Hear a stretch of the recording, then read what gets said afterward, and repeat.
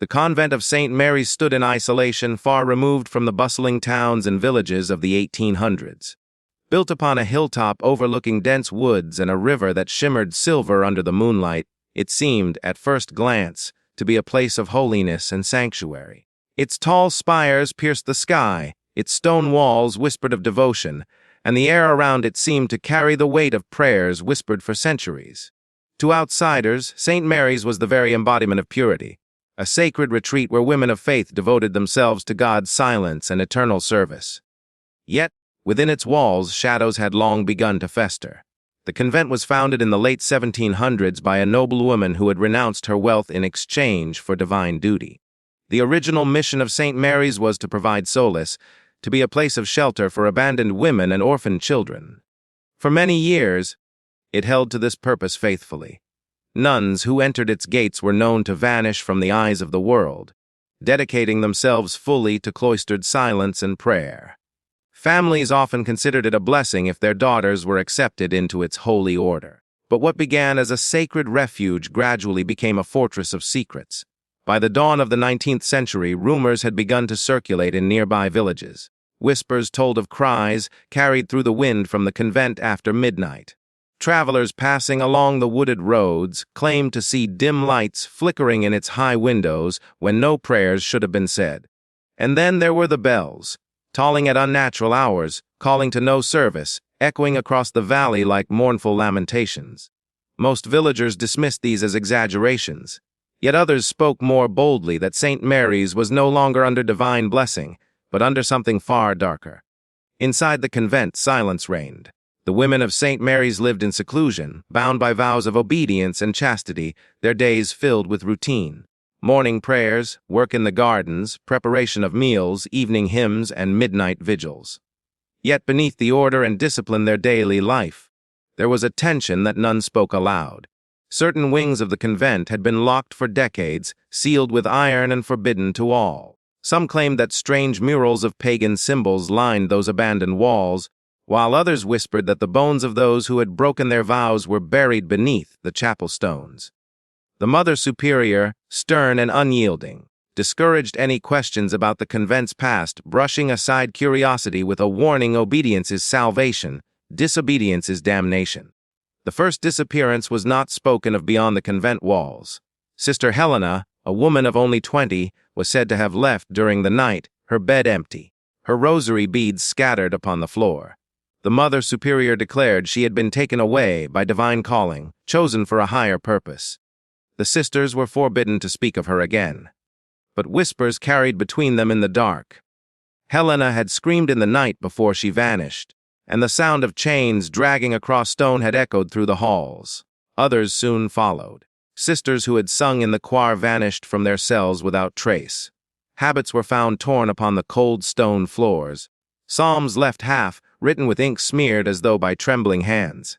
Fear grew in the hearts of the remaining nuns, yet obedience kept their lips sealed. For every cry in the night, for every locked door rattling with unseen hands, for every prayer interrupted by a cold shadow passing between the pews, they were taught to kneel, to pray harder, to accept suffering as divine will. The disappearances did not remain hidden forever. Villagers noticed fewer nuns coming into town to trade goods or purchase supplies. The once thriving convent choir grew silent, its angelic voices no longer drifting across the valley. Priests sent from neighboring parishes to investigate found little. The Mother Superior welcomed them with courtesy, showed them only the orderly halls, and explained the absences as transfers to other convents. Yet even these holy men confessed, upon their return, that something within those stone walls unsettled them deeply. And so, St. Mary's earned its reputation a convent of whispers, of unanswered questions, of holy women who vanished as though swallowed by the earth. By the mid-1800s, it became known simply as the place of the disappeared. Parents who once begged for their daughters to be accepted now hesitated, unsure if sending them meant salvation or a curse. The true horror of St. Mary's was never written in official records, never proclaimed by the church. It lived in the unspoken testimonies of frightened villagers, in the diaries secretly kept by the youngest sisters, and in the few pages of confession written by those who had seen too much. What they described was not divine service, but the corruption of holiness. a convent where prayers twisted into blasphemies, where rituals were held at midnight not for God, but for something else. For behind the walls of St. Mary's, in the depths of its forbidden wing, there were whispers of a different kind of vow, not vows to God, but to something unholy, not vows of chastity, but of sacrifice. The nuns who vanished had not been chosen for higher purpose, as the Mother Superior claimed. They had been given, willingly or not, to forces that lingered in the shadows of the chapel, forces that demanded blood for devotion. Thus begins the story of St. Mary's Convent, a place once sanctified by light, slowly consumed by darkness. A place where the line between piety and blasphemy blurred until no one could tell the difference. A place where silence was not devotion, but survival. And of the nuns who disappeared within its walls, their voices are lost, yet their shadows remain. The road to St. Mary's wound through a forest so thick that even sunlight struggled to pierce its canopy. Travelers who passed along its path spoke of the eerie stillness, the absence of birdsong, and the unsettling way the trees seemed to twist upon themselves. It was along this road that young novices, bound to begin their lives in devotion, often traveled. Their carriages would rattle on uneven stones, carrying them away from their families, their homes, and all that was familiar, delivering them into the arms of God. At least, that was what they had been told. When Isabella first caught sight of the convent, her heart tightened. From a distance, St. Mary's looked like a fortress. Its towering spires pierced the gray sky, and its stone walls, weathered by centuries of rain and wind, seemed to absorb the shadows of the forest around it. A river cut through the valley below, its waters glinting faintly under the pale sun, but it only added to the sense of isolation. There was no village within miles, no sign of ordinary life. It was a world set apart. The carriage jolted to a stop before the iron gates. An old porter, robed in black, greeted her with no words, only a nod. The gates groaned open, and the carriage rolled forward into the courtyard. Isabella stepped out, her breath forming pale clouds in the cold morning air. The convent loomed above her, its windows like dark eyes, watching unblinking. She clutched her rosary tighter, whispering a prayer to steady her nerves. Inside, the air was colder still. The hallways were lit by narrow slits of windows that allowed only fragments of light. The smell of incense hung thick, though it seemed unable to mask the scent of damp stone and old wood. Her footsteps echoed as she was led through the long corridors, each one identical, each lined with doors that seemed to conceal more than they revealed. Nuns passed silently, their heads bowed, their faces pale and unreadable. None offered a smile, not even a glance. It was as though they moved like shadows, drifting through the stone passageways, their very presence swallowed by the silence. The Mother Superior greeted Isabella in the chapel. She was a tall woman, draped in heavy black habit, her face lined with years but her eyes sharp and unwavering. She welcomed Isabella with a blessing, her voice deep and commanding. "Here, child, you will find salvation through silence and obedience. All that you once were must be forgotten. All that you become will belong to God." Her words held no warmth, only authority, and Isabella bowed her head, murmuring her vow. The days that followed were filled with routine. Isabella woke before dawn, the bells summoning her to prayer in the chapel. The nuns moved in unison, their chants rising in haunting harmony, echoing through the vaulted ceilings. After prayers came work, tending the gardens, mending habits, scrubbing stone floors that never seemed to lose their dampness. Meals were sparse, eaten in silence beneath the watchful eyes of the Mother Superior.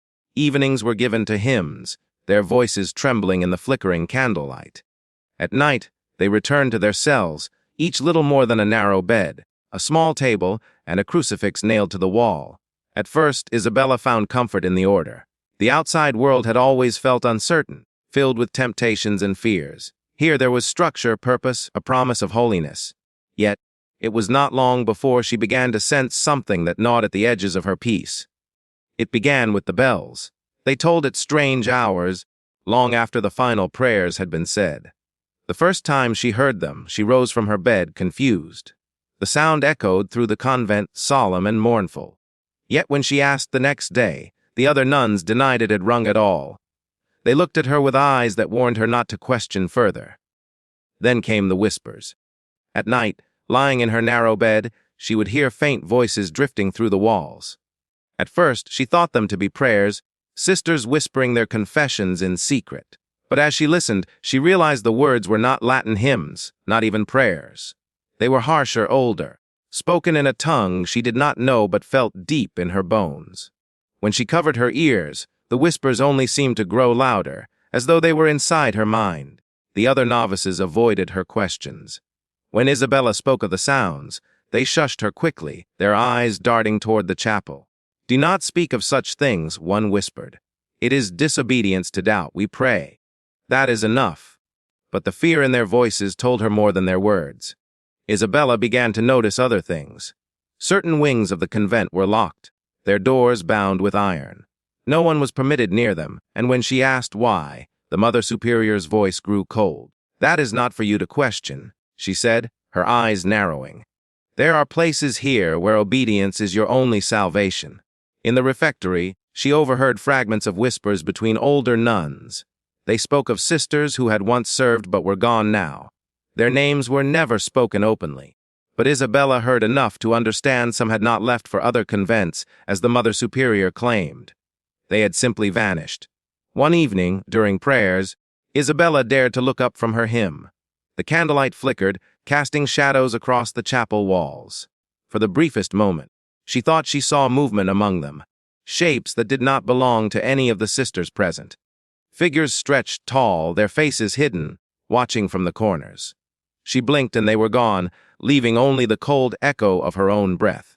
By the end of her first month, the unease had settled deep into her heart. The convent was not what it appeared to be. The prayers were real, the devotion was outward. But beneath it all there was something else. Something unspoken, buried within its stone walls. The silence was not holy, it was suffocating. The obedience demanded was not for God, but for something that lurked just beyond the edge of light. The chapel at St. Mary's was the heart of the convent, a vast chamber of stone where every prayer, every chant, and every confession was meant to rise heavenward. Its tall stained glass windows filtered the weak light of day into muted shades of crimson and violet. But when night fell, it became a cavern of shadows, lit only by trembling candles. Isabella quickly learned that much of life in the convent revolved around this sacred space, yet the longer she remained, the more she felt that something unholy lingered there as well. On her second week, during evening prayers, she noticed it again, the low hum beneath the chanting. The nuns sang in their soft, measured tones, voices weaving together in hymns, but Isabella heard something deeper, almost hidden beneath their words.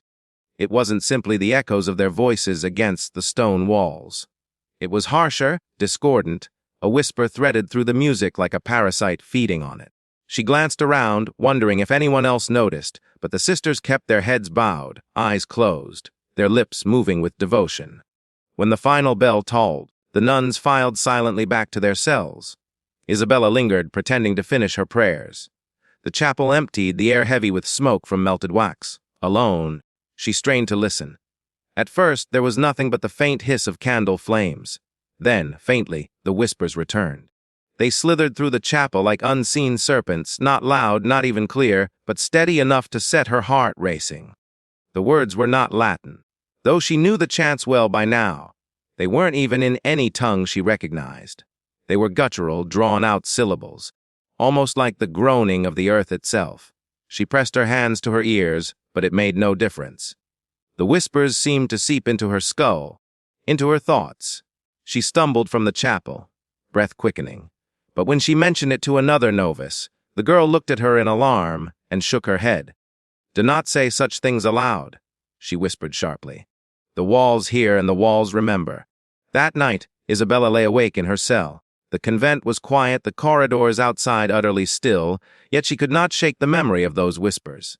Sleep eluded her.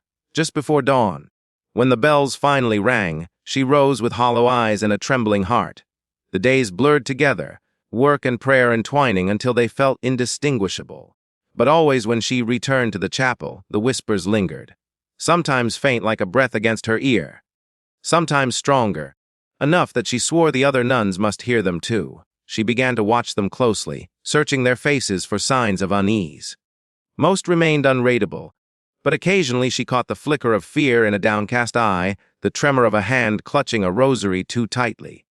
On the third week, during midnight vigil, it happened again. The candles burned low, casting long shadows across the chapel floor. Isabella knelt with the others, whispering psalms under her breath. Then, amid the chanting, the whispers grew louder, curling around her like smoke. Her breath caught in her throat. She looked up, and in the flickering light she saw something move across the far wall. A shadow stretched long and thin, slipping past the altar. She turned her head quickly, expecting to see someone walking. But the pews behind her were empty, and all the nuns around her remained perfectly still. The shadow had no source. Her voice faltered in the hymn, and she felt the weight of the Mother Superior's gaze. Cold eyes fixed on her, unblinking, until Isabella dropped her head again, forcing the words through trembling lips. When the vigil ended, she was the last to leave the chapel, her hands clammy, her chest tight. She swore she heard laughter as she stepped out into the corridor, but when she spun around, the chapel stood silent behind her, doors closed. The next morning, she tried to ask one of the older nuns, Sister Catherine, about the strange sounds. Catherine was gentle, her face lined with age, her voice kind when she spoke of Scripture. Isabella thought perhaps she might find a confidant. She leaned close as they worked in the gardens, their hands pulling weeds from the damp soil. "Do you hear it?" Isabella whispered. "The voices in the chapel. They speak when no one else does." For a long moment, Catherine said nothing. Her hands stilled, her gaze fixed on the earth. Then, very softly, she murmured, "You must pray harder, child. The devil tempts those who listen too closely." Her voice quivered, betraying the fear behind her words. She did not meet Isabella's eyes again. That night, Isabella woke to find her door ajar. She was certain she had latched it before lying down. Cold air seeped into her cell, carrying with it the faintest murmur. She rose from her bed, heart pounding, and stepped into the corridor. The whispers drew her onward, pulling her toward the chapel. Each step echoed louder than the last. The doors stood slightly open, candlelight flickering within. She hesitated at the threshold, torn between fear and curiosity. Inside the chapel was empty, but the air thrummed with sound. The whispers swelled, filling the chamber, though no one stood there to speak them. The candles shivered in their sconces, their flames bending as though to invisible breath. She backed away slowly, her eyes fixed on the altar. For the briefest moment, she thought she saw a figure standing behind it, tall, cloaked in shadow, its face hidden. But when she blinked, the figure was gone. She ran back to her cell, slamming the door shut behind her, pressing her back against the cold wood as tears stung her eyes. For the first time since her arrival, she longed for the world beyond the convent walls. And yet, despite her fear, a darker thought nestled in the back of her mind. What if these whispers were not the devil's temptations at all? What if they were the true voice of St. Mary's, the secret the convent kept buried beneath its hymns and silence? The morning after her sleepless night, Isabella felt the weight of dread pressing down upon her as though the convent itself had tightened its grip. The air seemed heavier, the corridors darker. Every face she passed on her way to the refectory was unreadable, yet she thought she sensed an unspoken awareness, as though they knew she had lingered too close to the chapel and heard what was not meant to be heard. The silence at breakfast gnawed at her. The clinking of spoons against bowls was the only sound, and when she raised her eyes, she saw that Sister Catherine would not look at her. It was as if by acknowledging Isabella, she might share in the secret Isabella carried. That evening, during prayers, something changed. The rows of nuns bent low in unison, but when the final psalm ended and the chapel emptied, one did not rise with the rest.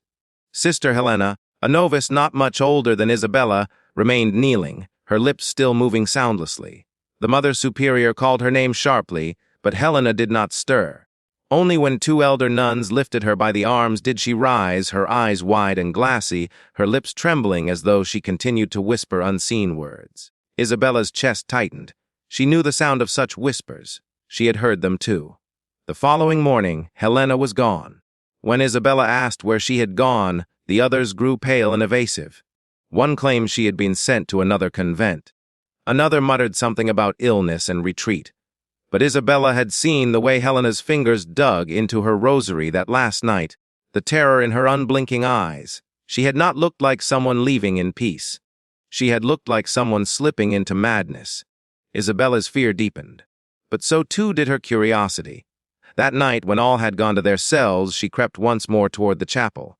The doors stood closed, the silence of the convent thick around her. She pressed her ear to the cold wood. Nothing. And yet, as she lingered there, she felt a vibration, as though a faint hum pulsed from within. It was not her imagination. The very stone seemed to breathe with something alive. She pulled away quickly, retreating down the corridor, but she was not alone. A figure stepped from the shadows, startling her so badly she gasped aloud. It was Sister Agnes, a frail and trembling nun with eyes that seemed perpetually sunken in grief. She pressed a finger to her lips. "You must not linger there," she whispered. Her voice was ragged, broken by fear. Isabella, trembling, dared to ask, "What happened to Sister Helena?" Agnes's eyes filled with tears, though she did not let them fall. "She listened too long," she said softly. "The chapel takes those who listen. Pray for her soul, child, pray hard." And then, as quickly as she had appeared, she shuffled away, her thin frame swallowed by the dark corridor. That night Isabella could not sleep. The words echoed in her mind. The chapel takes those who listen. She tossed on her narrow bed, her rosary clenched in her hand until the beads dug into her skin. Every time she closed her eyes, she saw Helena's face, wide eyes, trembling lips, whispers spilling soundlessly. The next days passed in a haze. Isabella worked in the gardens, scrubbed the stones, sang the hymns, but always her ears strained for the sound that haunted her, and soon enough she heard it again. It began faintly, like the sigh of wind against the walls, yet no breeze stirred the gardens that afternoon. Then it grew stronger, a low susurrus winding through the air, though no one else seemed to hear it.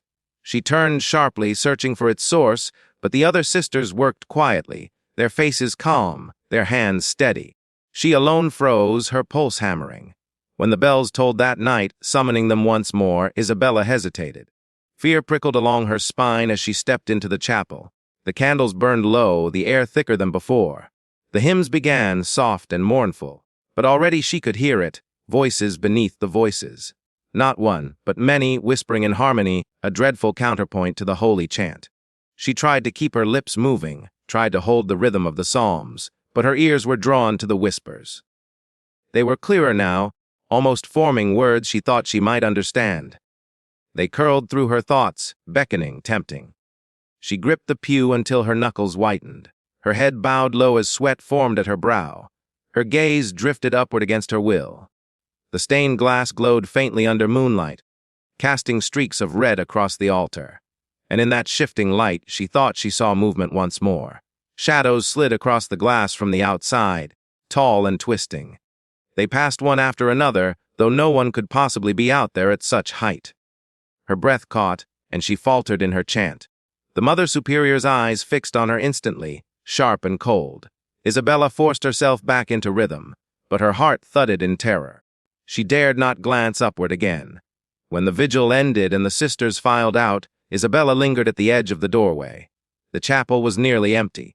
Only Sister Agnes remained, kneeling close to the altar, her shoulders shaking. Isabella moved toward her quietly, meaning to offer comfort. But as she drew near, her steps faltered. Agnes was not praying. Her lips moved furiously, her face contorted with strain, and the words that spilled from her mouth were not psalms. They were the same guttural syllables Isabella had heard in the whispers. Her blood ran cold. She backed away, her breath shallow, until her heel caught the stone step and she stumbled. Agnes' head snapped up. Her eyes glowed faintly in the candlelight, wide and unseeing. For one terrible moment, she seemed not herself at all, but something hollowed out, something wearing the guise of a nun. Isabella fled then, racing down the corridor until she collapsed against her cell door, her chest heaving. Sleep was impossible. Each creak of the convent walls, each sigh of the wind sounded like voices gathering outside her door. The image of Agnes whispering at the altar burned into her mind. She no longer doubted what she had heard. The whispers were not illusions, not tricks of fear. They were real, and they were claiming the sisters one by one. And as the night deepened, Isabella realized with a creeping certainty that Helena's disappearance was not the first. There had been others. Too many empty names, too many sisters spoken of only in hushed tones. The convent was hiding something. St. Mary's was not merely a house of prayer. It was a place where voices that should never have been heard whispered through the stones, waiting for someone to listen too long. The days that followed Sister Helena's disappearance carried an unshakable heaviness, as though the convent itself was mourning in silence. Isabella went about her duties, scrubbing stone floors until her hands were raw, stitching torn habits until her eyes burned.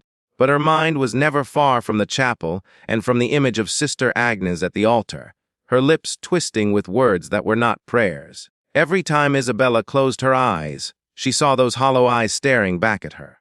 It was during one of the long afternoons that Isabella found herself assigned to clean the eastern corridor, a wing seldom used. The hallway stretched farther than the others, lined with ancient wooden doors whose locks were rusted shut. The air was different there, colder, as though the stones themselves exhaled frost. As she worked, the echo of her rag against the wall mingled with another sound, faint, almost imperceptible. A hum, low and droning, like chanting carried from far away. She froze, her breath caught, straining to hear. It seemed to come from behind the largest door at the end of the corridor, its frame warped with age, its iron hinges blackened by rust. She approached slowly, every step a battle against the instinct to flee. Pressing her ear against the wood, she heard it clearly now, a chorus of voices, murmuring in that same guttural language, weaving together in a cadence that rose and fell like waves. Her blood ran cold. She pulled back, stumbling, and hurried away before anyone could find her there. Yet the sound clung to her, echoing in her mind long after she returned to the familiar halls.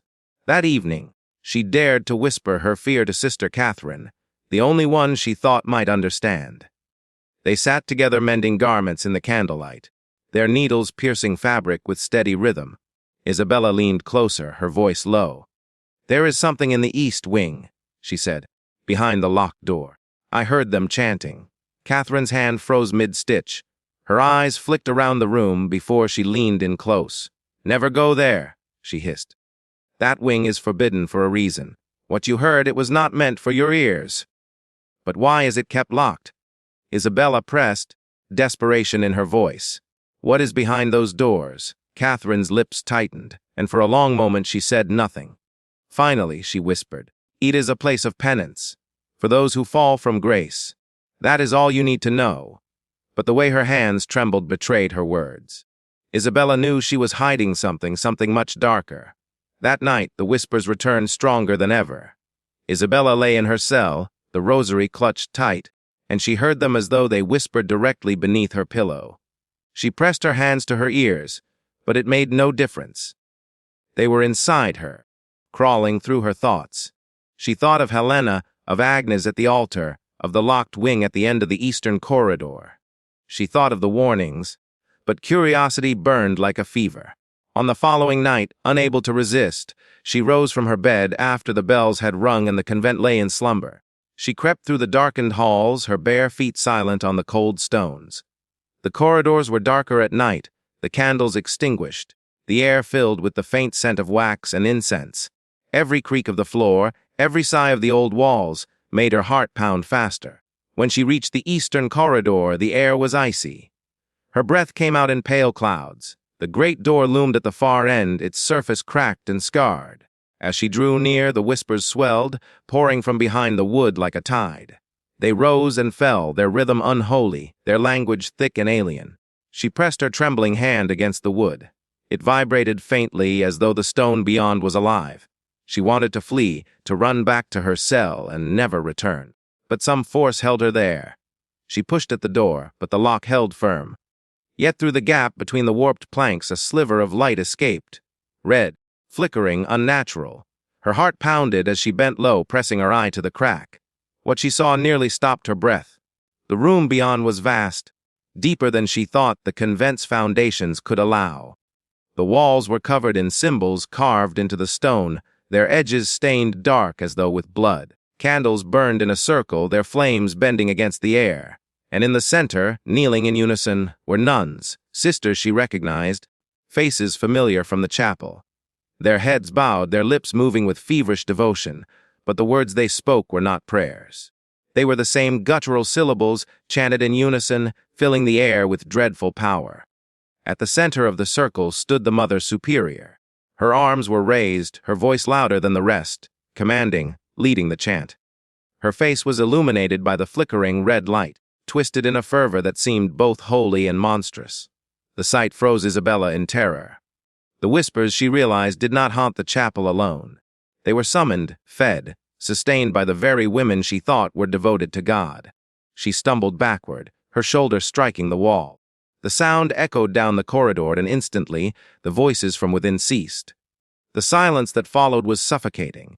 Then came the scraping of the heavy lock, the turning of the iron latch. Panic surged through her veins. She ran, her feet barely touching the ground, her breath ragged in her throat. She did not stop until she had thrown herself into her cell, slammed the door, and pressed her body against it. Her heart hammered in her chest as she listened for footsteps, for pursuit, but none came. The convent lay silent as though nothing had stirred. Yet Isabella knew she had seen too much. The truth pressed down upon her with crushing weight. The whispers were not simply echoes of some ancient evil seeping into the convent. They were being invited, nurtured, worshipped. And worse, the women she had trusted, the women she prayed beside, were not only victims of the whispers. They were participants. The next morning dawned gray and heavy, though Isabella felt no sense of time. She had not slept, her mind haunted by the vision of the forbidden chamber and the nuns chanting in that guttural language, their voices rising in feverish devotion while the Mother Superior stood at the center, presiding like a high priestess of some unholy faith. Every time she closed her eyes, she saw the red glow of the candles, the blood-stained symbols carved into the stone, and the silent moment when the chanting had stopped and the lock began to turn. She had escaped, but for how long? At breakfast, she sat among the others, her spoon untouched in her hand. The hall buzzed only with the faint clatter of dishes. She dared to look at the faces around her, searching for signs of what she had seen. The sisters looked unchanged, their expressions serene, their lips murmuring quiet prayers before they ate. But Isabella knew now. She had seen them in the circle, whispering words older than Scripture, giving their devotion to something that did not belong to God. Across the table, Sister Agnes lifted her head. Their eyes met and Isabella froze. Agnes's face was calm, almost gentle, but her gaze seemed to pierce straight through her. It was not the gaze of comfort or understanding. It was a warning, sharp and deliberate. Isabella dropped her eyes quickly, her stomach twisting. Did Agnes know what she had seen? Did they all? The days that followed were unbearable. Each prayer in the chapel, each chant in the dim candlelight, felt like a mask worn over something grotesque. Isabella listened closely, straining for the whispers beneath the hymns, and they were always there. Once faint, they now seemed stronger, more insistent. She thought of Helena, of the way her lips had moved soundlessly before she vanished. She thought of Catherine's trembling hands, Agnes's eyes at the altar. How many of them had already been taken, and how long before she herself succumbed? She tried to confide again in Sister Catherine. They worked together in the gardens under a pale autumn sun, the air crisp with the smell of dying leaves. Isabella leaned close, her voice a desperate whisper. "I saw them," she said. "In the forbidden wing they were chanting. The Mother Superior, she leads them." Catherine's face paled. Her hands trembled on the stem of a rosebush, the thorn pricking her skin until a bead of blood welled up. She didn't seem to notice. "You mustn't speak of it," she whispered, her voice raw. "Not here, not anywhere. They will hear you." "Whoa," Isabella demanded, her voice sharper than she intended. "Who are they?" Catherine's eyes filled with tears. She dropped her gaze to the soil. "We call them the voices. They come to us through the stones, through the prayers. They promised salvation long ago, and now we are bound." Isabella's blood ran cold. She wanted to press further, to ask what bound them, but Catherine shook her head violently, her tears spilling. "Please, do not ask me again. I cannot say more." And with that, she turned away, leaving Isabella alone among the withering flowers. That night, Isabella tossed in her bed, her thoughts warring between terror and defiance. She could not remain silent, not while she knew the truth. But who would believe her? Who outside the convent even knew what happened within these walls? She had no family near, no friends to call upon. The convent was her world now, a world sinking into darkness. The bells tolled for midnight vigil, and Isabella rose with the others. The chapel was colder than usual, the candle flames bent as though by unseen breath. She knelt among the rows, clutching her rosary so tightly it bit into her palms. The hymns began, voices rising in fragile harmony. For a time, she managed to drown out the whispers beneath, forcing her focus on the psalms. But then, from the corner of her eye, she saw movement. Sister Agnes stood apart, her lips unmoving while the others sang. Her eyes were fixed on Isabella, sharp and unyielding. The hymn faltered on Isabella's lips. Her heart pounded. Agnes's mouth began to move, slow and deliberate, but no sound escaped. Isabella knew at once what she was saying. Those same guttural syllables, the language of the whispers. She tore her eyes away, but the words seemed to coil around her, filling her ears, her head, her very soul. When the hymn ended, Isabella nearly collapsed against the pew, her breath ragged. The Mother Superior's gaze swept the room, her eyes settling on Isabella for a long, cold moment before turning away. Isabella felt the weight of that stare like a blade at her throat. The vigil ended, but Isabella lingered at the back of the chapel, her body trembling. The others filed out, their footsteps fading into the corridor. She thought she was alone, but then she heard it, the sound of a door opening, a hidden passage somewhere behind the altar. She crept forward, her breath shallow, and saw a sliver of light spill from behind the carved wooden panels. Shadows moved within. The Mother Superior's voice carried out, deep and fervent, chanting in the forbidden tongue. She backed away, but a hand gripped her arm. She gasped, turning sharply. Sister Catherine stood there, her face pale as moonlight, her finger pressed to her lips. "You must leave," she whispered urgently. "Leave before it is too late." "I cannot." Isabella breathed. "The gates are locked. They keep us in." Catherine's eyes darted toward the altar, then back to Isabella. Her voice shook. "There is a way, but it is dangerous. If they know, they will kill us both." Before Isabella could respond, footsteps echoed from the hidden passage. Catherine shoved her back toward the corridor. "Go now. Pretend you saw nothing." Her eyes blazed with desperation. "Tomorrow, meet me by the old crypt at dawn. I will show you." Isabella fled, her heart pounding, her mind reeling with equal parts fear and hope. At last, a chance for escape. A chance to flee this house of whispers before it consumed her as it had Helena. But as she returned to her cell, she could not shake the feeling that the walls themselves were listening, that the voices had already marked her, and that escape would not be so simple. The dawn came draped in mist, thick and silver, curling over the convent grounds like the breath of ghosts. Isabella rose before the bell, her heart pounding with both dread and fragile hope. She dressed quickly, every sound of fabric against her skin feeling too loud in the silence. She moved carefully through the corridor, the stones damp beneath her bare feet, until she slipped outside into the biting chill. The garden was shrouded, the statues of saints reduced to looming silhouettes that seemed less holy and more ominous in the fog. Isabella pulled her cloak tight around her shoulders as she crossed toward the far edge of the grounds. The crypt loomed ahead, an ancient structure half swallowed by ivy, its stones cracked and weathered by centuries. She had passed it before, always avoiding its darkened archways, but now it was her only hope. Sister Catherine was already there, waiting. Her face looked drawn, her eyes shadowed as if she hadn't slept in days. She beckoned Isabella closer with a trembling hand, glancing over her shoulder at the cloister. "You came," she whispered, her voice brittle. "I wasn't sure if you'd have the courage." "I have no choice," Isabella replied, her breath puffing white in the cold. "If I stay, I'll end up like Helena. Or worse." At Helena's name, Catherine flinched as though struck. She hesitated, then nodded. "You're right. None of us are safe. Not anymore." She stepped toward the crypt door, its iron hinges mottled with rust. "This is older than the convent, older than the church itself. The voices, they were here long before the first stone was laid. The sisters pray above, but down here they serve." A chill ran through Isabella that had nothing to do with the morning air. "Serve what?" Catherine's lips pressed together. She pushed the heavy door, and with a groan it swung open, exiling a breath of stale, earthy air. Inside, the crypt yawned in darkness, stone steps spiraling down into shadow. Catherine lit a stub of candle she had hidden in her sleeve, the weak flame flickering against the damp walls. "I will show you." They descended together, the air growing colder, the silence heavier. The further they went, the more Isabella felt the weight of the earth pressing above them. The steps ended in a long chamber lined with alcoves, each filled with the crumbling remains of long, dead monks and nuns. Their hollow eye sockets stared out from the gloom, as if bearing witness to what had been done here. In the center of the crypt stood an altar of black stone, its surface scarred with carvings that twisted in patterns Isabella could not follow. Atop it lay a chalice, darkened with old stains that needed no explanation. "This is where it began," Catherine whispered, setting the candle on the altar. Her hands shook as she traced one of the carvings.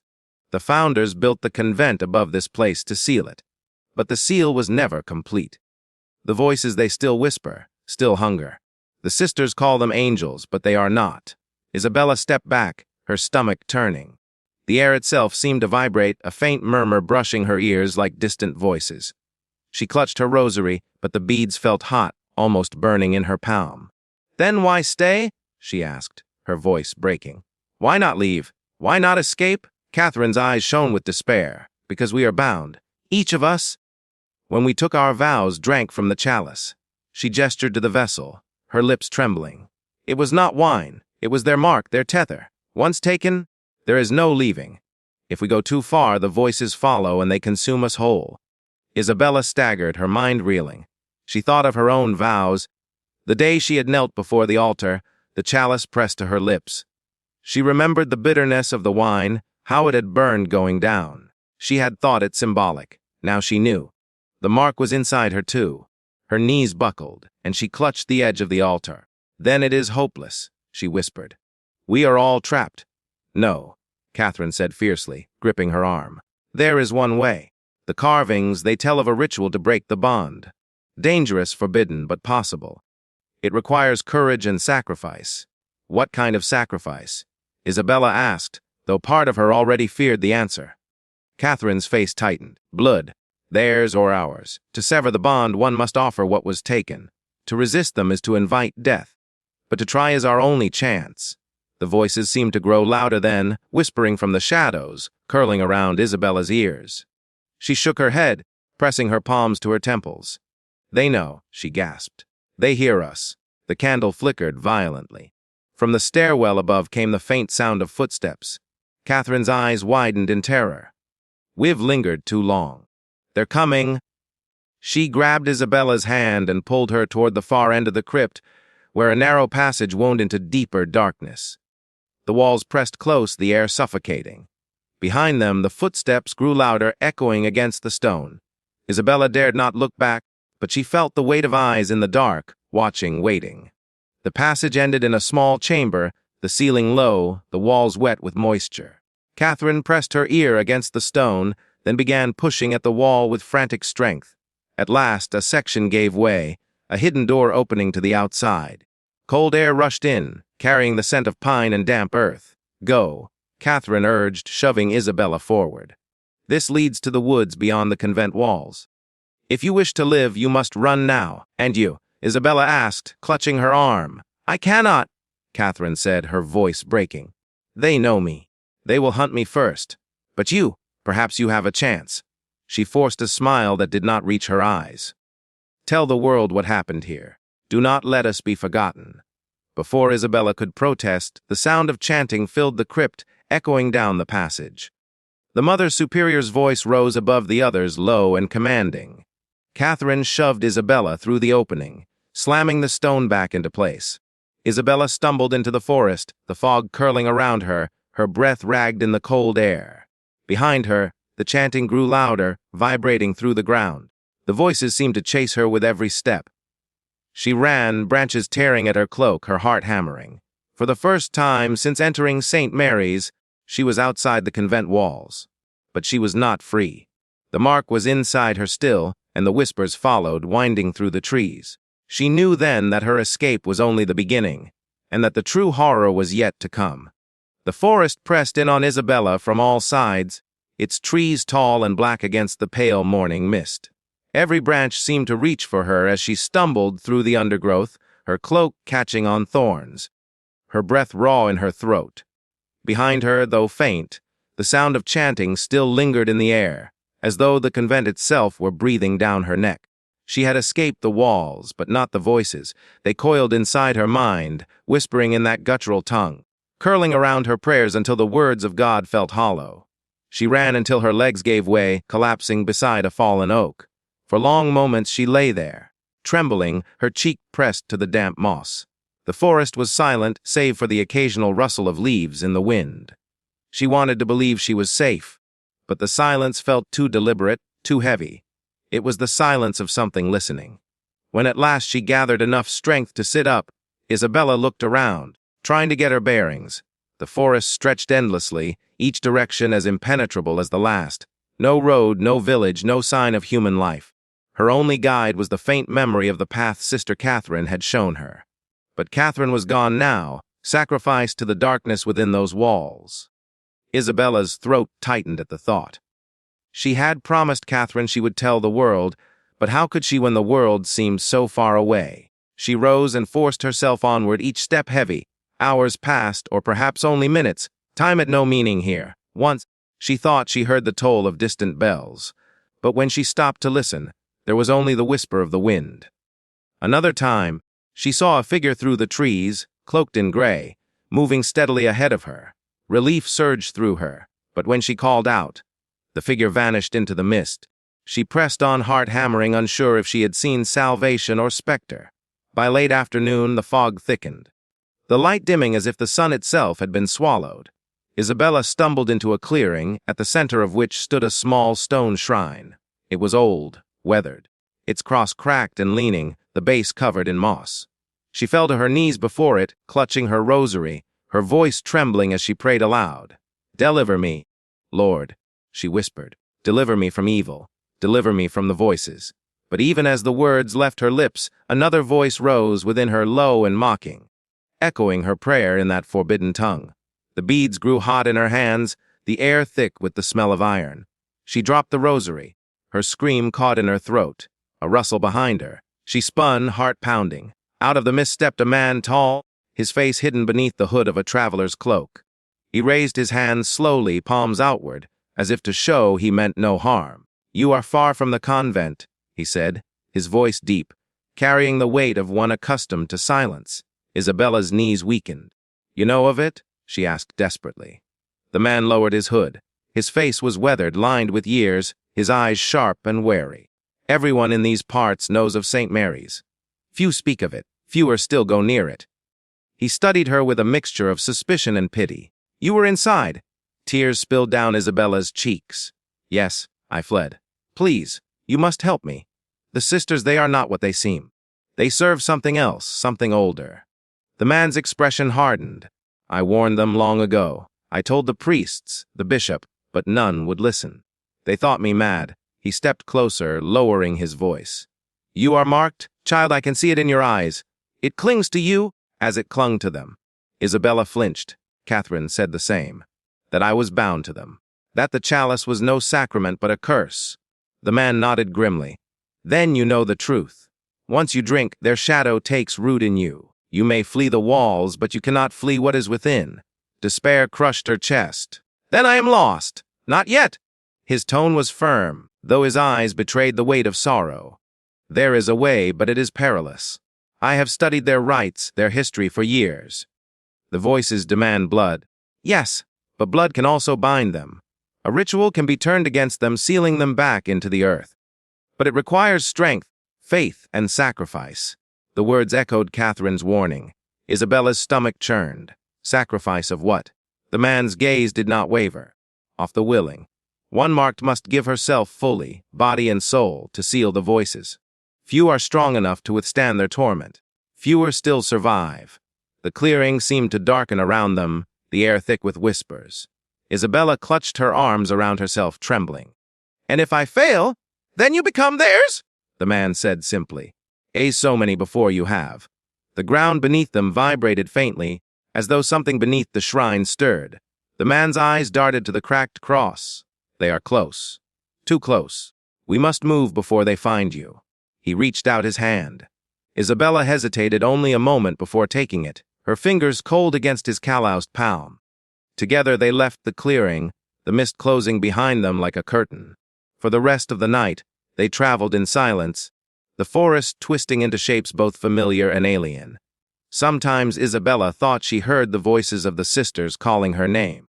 Sometimes she saw shadows moving just beyond the corner of her vision. Each time the man would mutter a prayer in Latin, his grip on her hand tightening until the presence passed. At dawn, They came upon a ruined chapel, its roof collapsed, its altar broken. Here the man stopped. This place was built before St. Mary's. It is where their corruption first took hold. If there is any hope to break their hold on you, lies here. Isabella stepped into the ruin, the air heavy with the scent of ashes long cold. She touched the broken altar, feeling the grooves of carvings worn nearly smooth by time. For a moment, the voices grew louder, insistent, as though mocking her for thinking she could be free. She turned to the man, her face pale but resolute. "Tell me what I must do." He studied her, his eyes shadowed with doubt and sorrow. "It will take all of you. Your strength, your faith, your blood. If you falter even once, they will consume you." Her hands shook, but she lifted her chin. "Then let them try." The man bowed his head, as though in mourning. "So be it." As he began to lay out the ritual, Isabella knelt at the broken altar, her rosary clutched once more in her hands. The beads no longer burned. Instead, they pulsed faintly with warmth, as though reminding her that not all voices were whispers in the dark.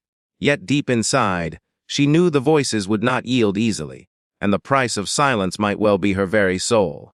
The ruined chapel stood like a skeleton against the rising sun, its jagged walls reaching skyward as though in perpetual prayer. Isabella stood within the shattered nave, her cloak wrapped tightly around her, while the man who had guided her through the woods prepared the altar. He had not told her his name, and she dared not ask. His hands, steady and scarred, moved with practiced care as he laid out relics that seemed both holy and profane, a rusted crucifix, a knife whose blade glinted with faint etchings, and a small vial of oil that smelled faintly of frankincense and ash. "The ritual must begin before nightfall," he said, his voice low, echoing in the hollow space. "By then, the voices will have gathered their strength. They know you fled. They will hunt you." Isabella nodded, though her hands shook as she held her rosary. The beads pulsed faintly with warmth, as though alive. "I can feel them already," she whispered. "Even here, outside their walls.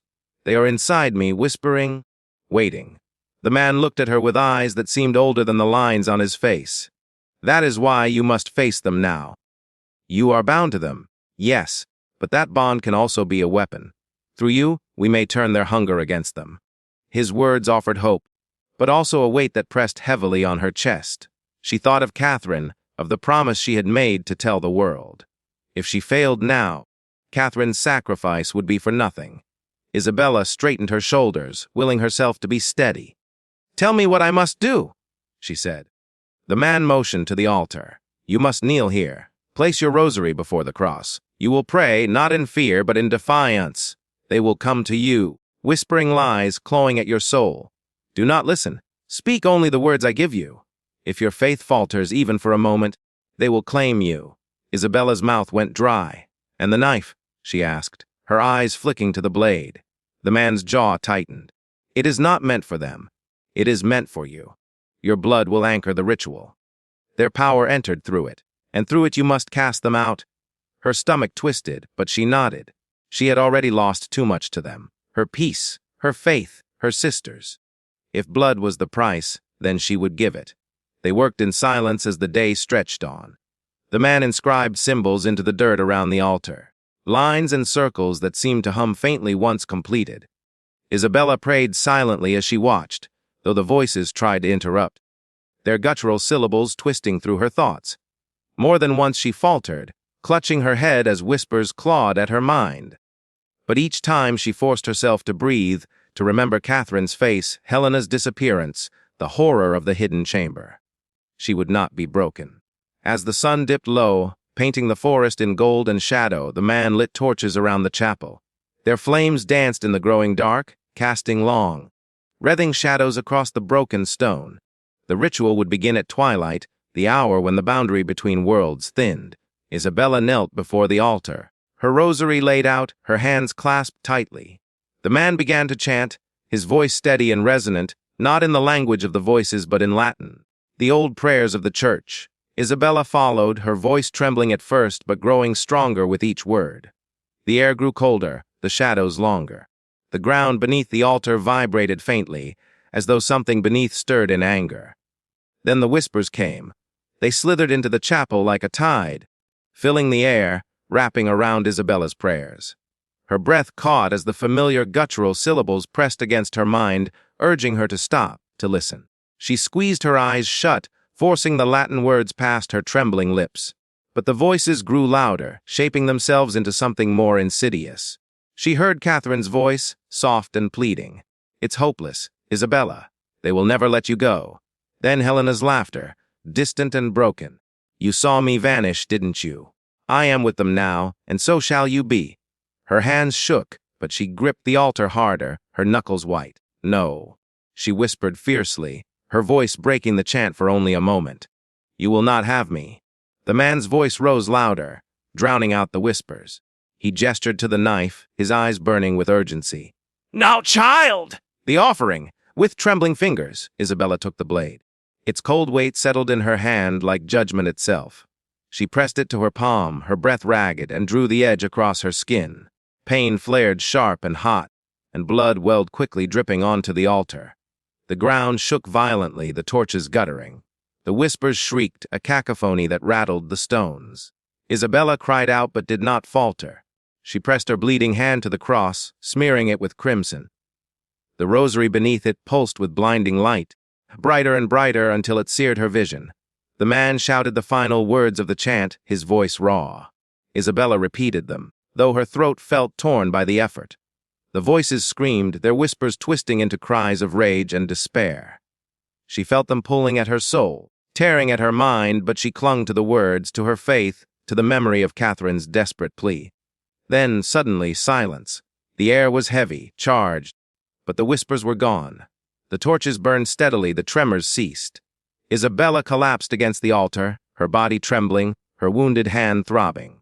The rosary still glowed faintly, its light warm and steady, as though it had absorbed the voices themselves. For a long moment, neither she nor the man moved. Then he placed a hand on her shoulder, his grip firm but gentle. "You did it," he whispered. "You resisted. You turned their hunger back upon them." Isabella's chest heaved, her breath ragged. "Are they gone?" she asked, though her voice was barely audible. The man's gaze was somber, silenced. "For now. But their roots run deep. They will rise again, unless others take up the fight." Tears welled in Isabella's eyes, though they were not entirely of despair. She had faced them, and she had not broken. The mark within her still lingered, but she no longer felt only their weight. She felt also her own strength. As the night deepened, the man guided her from the ruined chapel, the forest now strangely quiet. For the first time since she had entered St. Mary's, Isabella felt something close to peace. Yet she knew this was not the end. The convent still stood, the sisters still bound. The world remained ignorant of the horror festering within its walls. And she had made a promise. She would tell the world, even if the world was not ready to listen. The forest was still when Isabella awoke, though her body ached as if she had been crushed beneath the weight of a mountain. She lay wrapped in her cloak near the ruins of the chapel, the embers of a small fire fading beside her. For a moment she thought the ritual had been a dream, that she was still trapped within the convent's walls. But when she touched her palm, she felt the sting of the cut and the stiff crust of dried blood. The rosary lying near her chest still glowed faintly, its warmth steady against her skin. The man sat a short distance away, his back to her, his hands resting on his knees. He looked as though he had not slept at all, his gaze fixed on the tree line where mist coiled in lazy ribbons. When Isabella stirred, he turned, his face drawn and grim. "They know," he said simply. Her heart lurched. The sisters. He shook his head. "Not just them. The voices, you wounded them last night and they are furious. They will not let you go so easily." Even as he spoke, Isabella felt it. The faint murmur in her skull, softer than before but sharp as thorns. It was not the cacophony of the night before, but a steady whisper, probing, insistent. She pressed the rosary to her lips and closed her eyes. The warmth steadied her. "What now?" she asked. "Do we keep running?" "There is no running," the man said. "Not anymore. They will hunt you until you are either theirs or destroyed. And the convent," he trailed off, his eyes darkening. "The convent will not forgive what you have done. Their mother will come." The words chilled her more than the morning air. She thought of the Mother Superior, her eyes like shards of ice, her voice low and commanding. Isabella had seen her preside over the circle in the forbidden chamber, her lips moving in harmony with the voices. If she was coming, then Isabella had little hope of hiding. They left the chapel behind, making their way deeper into the forest. The man carried a staff worn smooth by years of use, and with it he traced symbols in the soil at intervals, muttering prayers under his breath. Isabella walked beside him, her palm wrapped in cloth, her body heavy with exhaustion. But she refused to falter. By midday, they reached a stream. The water was clear, the surface catching fragments of sunlight. Isabella knelt to drink, the cold refreshing her parched throat. But as she looked into the rippling surface, her breath caught. The reflection was not her own. Instead, she saw Helena. Her face pale, her eyes hollow, her lips curled into a smile that did not belong to her. "You can't run, Isabella," the reflection whispered, though no sound came from the stream. "You belong with us." Isabella recoiled, stumbling back. The man was beside her instantly, gripping her arm. "What did you see?" She shook her head, tears stinging her eyes. "Helena, she's gone, but she was there in the water." The man's jaw tightened. "They will use every memory, every weakness. Do not trust what you see. Do not listen." They pressed onward, but the visions did not stop.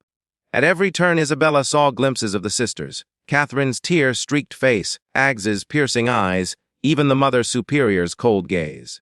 Their voices followed her, sometimes pleading, sometimes mocking.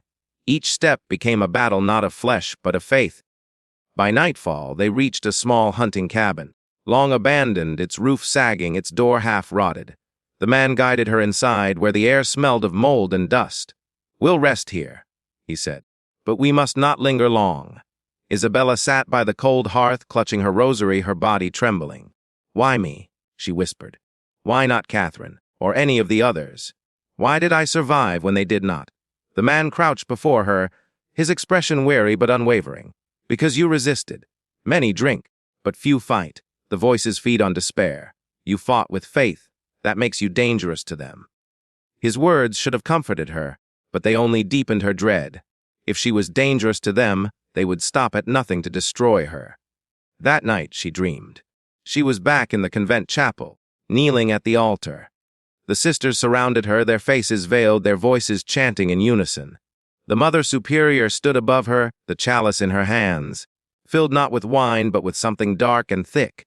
She pressed it to Isabella's lips, and though Isabella tried to turn away, her body obeyed. She drank, and the darkness burned down her throat. When she looked up, every sister had Helena's face. They smiled in unison, their teeth black as coal. Isabella woke with a scream, the rosary clutched in her bleeding hand. The man was already awake, watching her, his expression grim. "They are testing you," he said softly, "but the worst is yet to come." Before she could respond, the air inside the cabin grew heavy. The candle flickered violently, then went out. From the shadows, a low voice echoed, familiar, commanding. "Child." Isabella froze. The words slithered into her ears, heavy with power. The Mother Superior stepped from the darkness, her veil intact, her eyes glowing faintly in the dim light. She moved without sound, her presence filling the room like a tide. The man rose, staff in hand, his body taut with defiance. "You cannot have her," he growled. The Mother Superior's gaze shifted to him, her lips curling into a smile.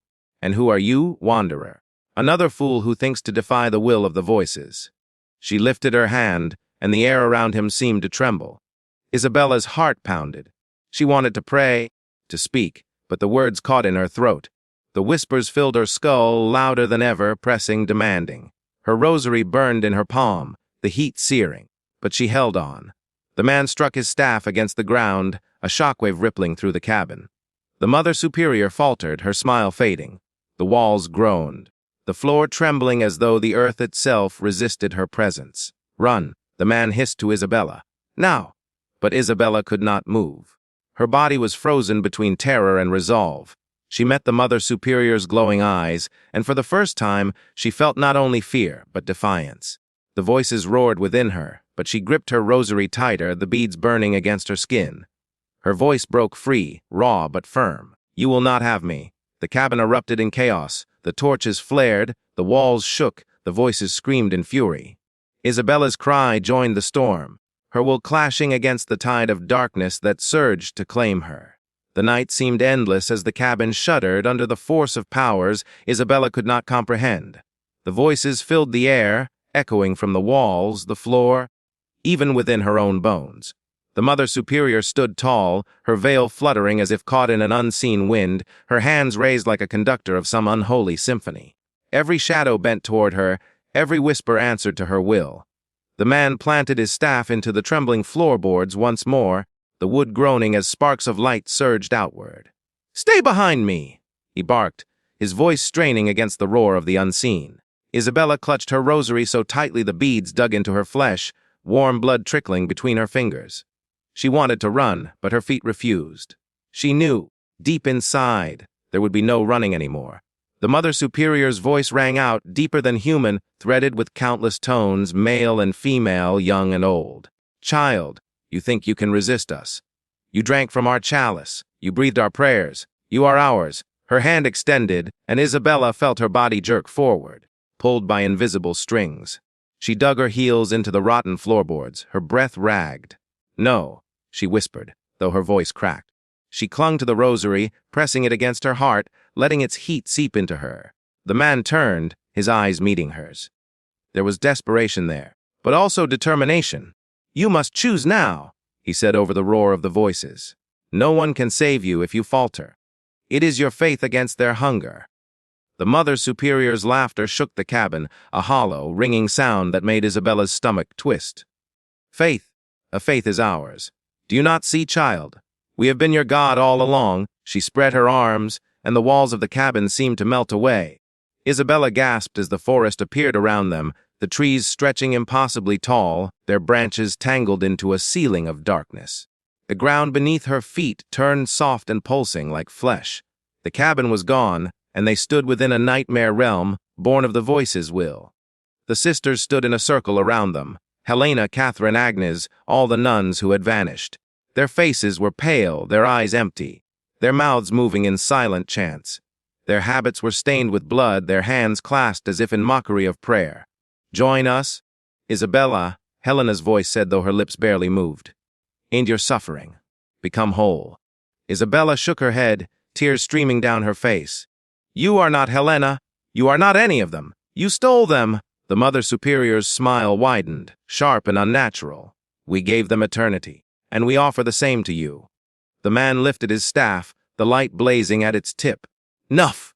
he shouted, his voice cracking the silence of the false forest. "You will not claim her!" The circle of nuns shrieked, their voices blending with the voices in Isabella's mind. The sound was unbearable, as though the sky itself were tearing apart. Isabella fell to her knees, clutching her head, the rosary searing against her skin. Her vision blurred. She saw the convent chapel again, the altar bathed in candlelight, the crucifix hanging above. For the first time in weeks, she felt a thread of peace, faint but real. She grasped it with everything she had. "Lord," she whispered, her voice trembling, "if you hear me, give me strength." The rosary flared, its light piercing through her closed fingers. The voices screamed louder, recoiling, their whispers turning into wails of fury.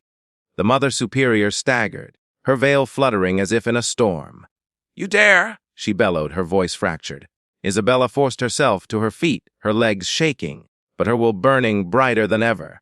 She lifted the rosary high, the beads glowing white hot, casting shadows that split the false forest apart.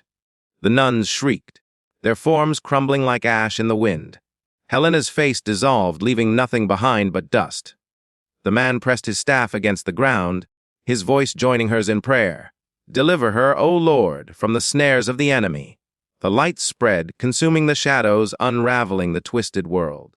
The Mother Superior fought against it, her form swelling, her eyes blazing with infernal fire.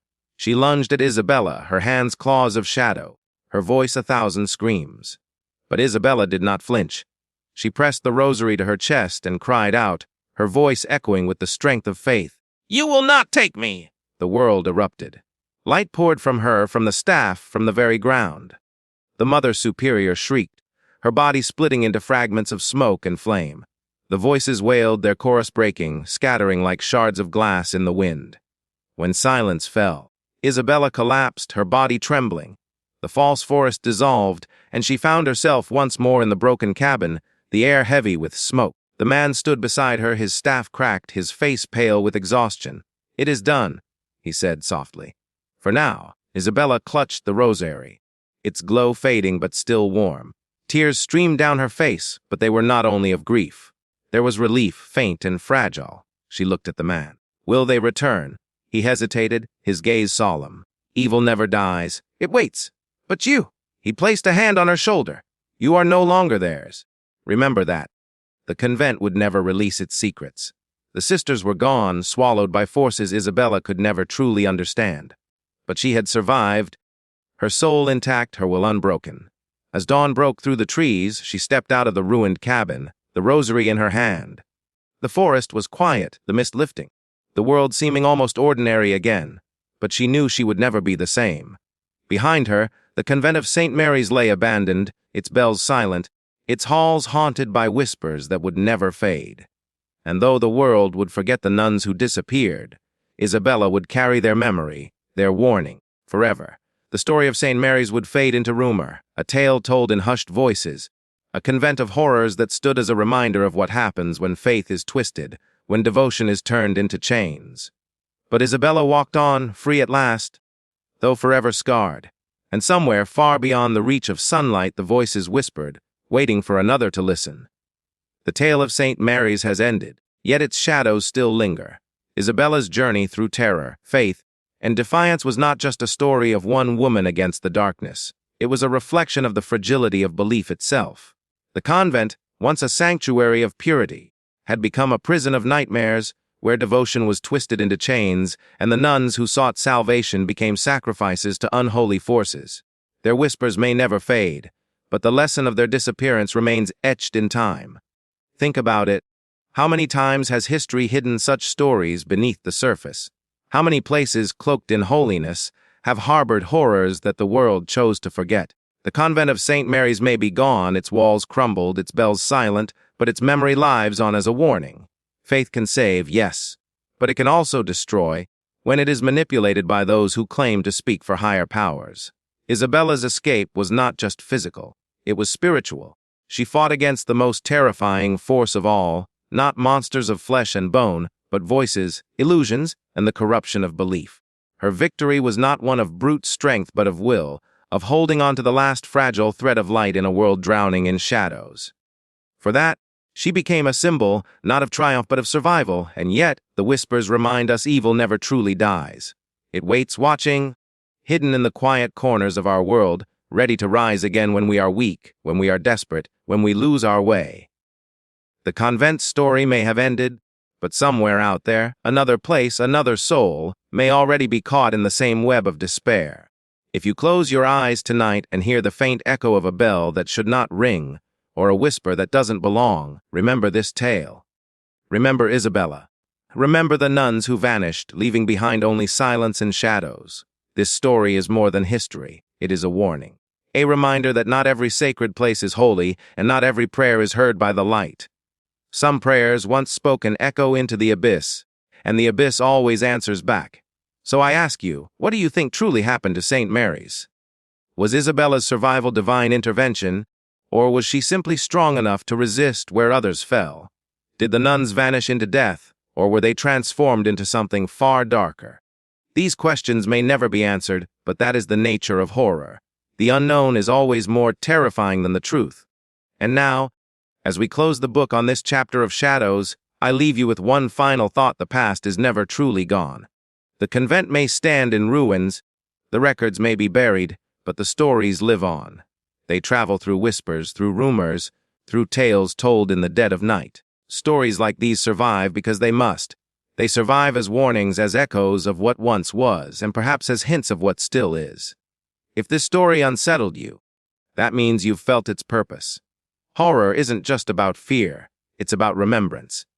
It's about facing the things we'd rather ignore, the darkness in places we trust most, and the silence where there should be song. St. Mary's will never be rebuilt, but its story will continue, carried by voices like mine and now yours. Because when you share this tale, when you speak it aloud, when you remember it, you keep the warning alive. You make sure the voices cannot rise unnoticed.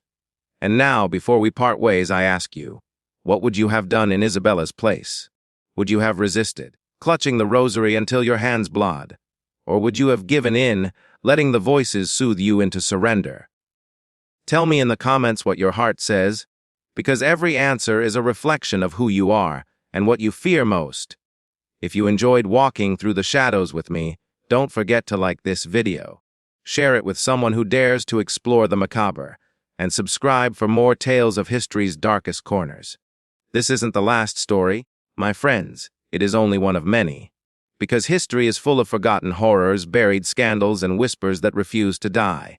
And on this channel, we uncover them all, so stay close, keep your lights on, and remember some doors are closed for a reason. Some stories were never meant to be told. But here, we tell them anyway. Until next time, may your nights be quiet, your prayers be heard, and your faith remain unbroken. And if you hear the bells at midnight, pray they are only in your dreams.